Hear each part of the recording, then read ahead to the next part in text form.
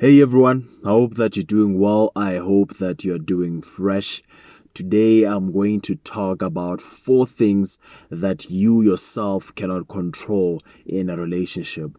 Whether it's your boyfriend, whether it's your girlfriend, there are things in a relationship which you cannot control. And today I want you to understand it so that you are able to find peace with yourself and also with somebody that you're dating. Because most of the time we worry about certain things in the relationship which we know for sure that we have no control over.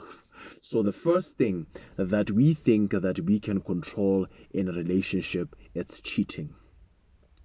And we think that we can stop or prevent our partners from cheating by us doing certain things, by us always checking where they are, by calling, by checking their phones, and doing all those crazy things. But one thing that you need to understand is that you cannot prevent somebody from cheating, no matter how much or how hard you try.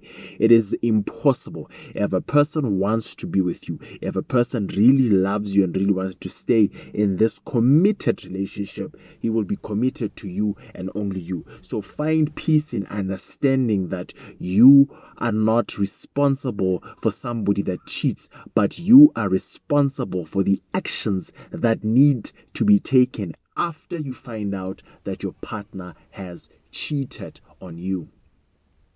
Now, the second thing that we cannot control in a relationship is other people's expectations. We know when we are in a relationship, we have people that have expectations of us and our relationships. Whether a guy has now dated a different person, or a white person, a black person, a different race, you cannot live upon people's expectations when you are in a relationship, because people will always have crazy expectations for you. Maybe in the past you dated only black people, and now you find yourself dating somebody who's of the opposite color, and people will have a problem with that. Never rely or put yourself in a situation whereby you take other people's expectations about your love life and make it yours. Now, the third thing that I want us to take note about when we talk about relationship, it's about disappointments.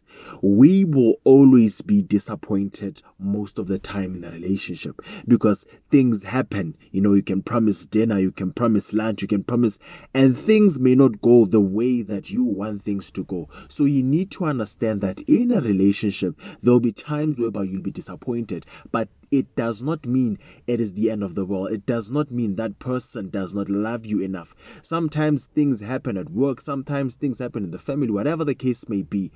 Understand you need to have a room of disappointment. Yes, there is a tolerance and a limit, and you need to communicate about it. If your person is constantly disappointing you all the time, there's a way of communicating that. I think I need to also make a video about how to communicate your thoughts and feelings so that other people do not feel attacked in what you are saying or bringing to the table. Understand that disappointments in a relationship will always happen.